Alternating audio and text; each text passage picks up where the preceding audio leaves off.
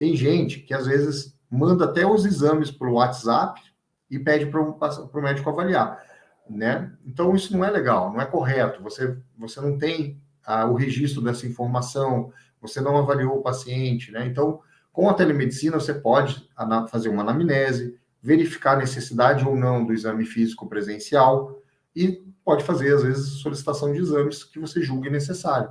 Então, nesses casos, é bem interessante também. E outra questão, às vezes você examinou o paciente no presencial, fez a primeira consulta, examinou ele, pediu esses exames de rotina e você já sabe, né, que não vai ter necessidade de examinar, fazer o exame físico novamente no retorno, que é mais para mostrar exame. Então, por que não fazer por telemedicina, tá? Eu vejo que alguns colegas até fazem isso, né? Outro dia, um paciente me falou, ele falou que estava até um pouco chateado da situação, que uma colega médica examinou ele falou que a consulta foi ótima, ela fez o exame físico, foi tudo muito legal a consulta, pelo que ele me relatou. Mas ele ficou chateado que a médica falou que ele podia mandar os exames por WhatsApp para a secretária dela e que ela ia dizer se estava tudo bem ou não. E ele achou aquilo muito, né, assim, quebrado, né, assim, não ficou uma relação legal. E aí eu até falei com ele, mas você gostou do atendimento da médica? Eu, não, gostei, o atendimento foi bom, mas fiquei chateado porque a secretária que me deu resposta sobre os exames. Então não é legal isso, né? O ideal é o médico, né, dar essa resposta para o paciente, mesmo que os exames estão tudo normal.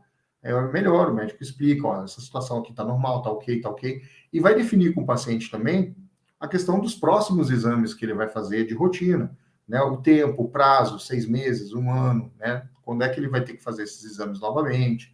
Então, você fortalece a relação médico-paciente. Isso também te ajuda a manter a tua agenda também, liberando a tua agenda do consultório presencial para novos pacientes, por exemplo, tá? Então, são várias maneiras que você pode estar utilizando a telemedicina também nessa otimização da tua agenda. Então, é o que eu chamo de consultório híbrido. Você vai ajustando o consultório do presencial e o telemedicina. Você pode usar a telemedicina como ferramenta, como eu falei para vocês. A telemedicina, ela não vem substituir a medicina, ela é uma ferramenta da medicina. Então, a gente precisa aprender a utilizar essa ferramenta, né? Eu sempre brinco, né? Estou com o estetoscópio aqui do meu lado, aqui atrás. Eu sempre falo, né, do caso do estetoscópio, né? O estetoscópio é uma ferramenta do médico, né? Virou símbolo do médico, né? Se eu boto no pescoço, estetoscópio, todo mundo fala, é o médico que está ali, né? Não precisa nem estar de jaleco, nem de branco, né? Botou o estetoscópio, é o médico. Virou um símbolo da medicina. Mas é engraçado que esse símbolo da medicina aqui, né? Quem está no Instagram, esse símbolo da medicina, ele já sofreu críticas lá no passado também. Quando René Delaunay inventou, né? Na verdade, francês não fala o C, né? René Delaunay inventou o estetoscópio, foi criticado. Vai distanciar o médico do paciente. Eles estavam acostumados a encostar o ouvido direto no tórax do paciente, no abdômen do paciente, enfim.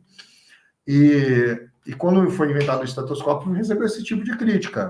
Vai afastar o médico do paciente. Assim como a telemedicina recebe esse tipo de crítica, principalmente de quem não conhece e nunca utilizou. O estetoscópio, né, tinha até um relato de um médico também da época lá, do René Delaunay, que falou que o estetoscópio não combinava com a indumentária do médico, né? Bom, hoje, né, ele faz parte da indumentária do médico, né? Então até tem alguns personagens, né? Tem médicos personagens aí famosos que andam com o estetoscópio aí em programas de televisão, nem vão fazer uso dele, né? Mas colocam o estetoscópio para que as pessoas, né, assimilem ou identifiquem ele como médico, né? Então, acho até engraçado isso, né? Às vezes eu penso, né, como é engraçado essa questão. Mas o estetoscópio virou parte da indumentária do médico, né? Então, é bem interessante essa história aí do estetoscópio.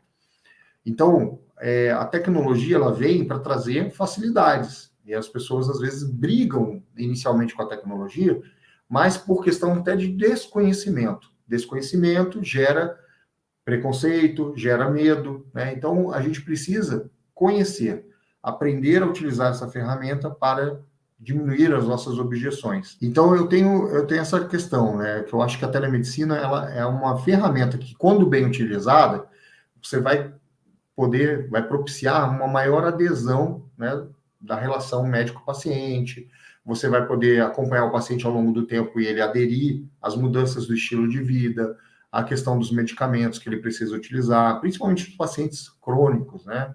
É muito importante o fortalecimento da relação médico-paciente.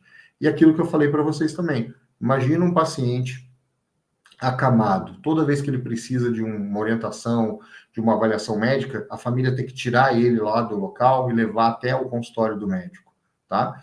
Porque não é comum, né, hoje em dia, que os médicos vão até a casa do paciente, principalmente quem faz a parte de especialidades, né? Subespecialidades, principalmente. Então, você não tem essa questão. Então, por exemplo, olha outra uso legal da telemedicina. Vamos dizer que o paciente está acamado, ele tem acompanhamento de um geriatra ou um médico de família que vai até a casa dele, mas foi identificado que esse paciente precisa de uma avaliação, por exemplo, de um dermatologista. E o dermatologista não vai até a casa dele, né? O dermatologista não tem essa opção para ele. E esse paciente ainda, vamos botar que ele mora no interior, né? No interior do estado, né? Então, o médico de família, o geriatra que acompanha ele, pode fazer uma teleinterconsulta com o especialista focal. Então, ele pode ligar um link de videochamada na mesma hora que ele está na casa do paciente, e ele lá pode ser o médico que vai examinar e passar essas informações para o colega especialista que está à distância.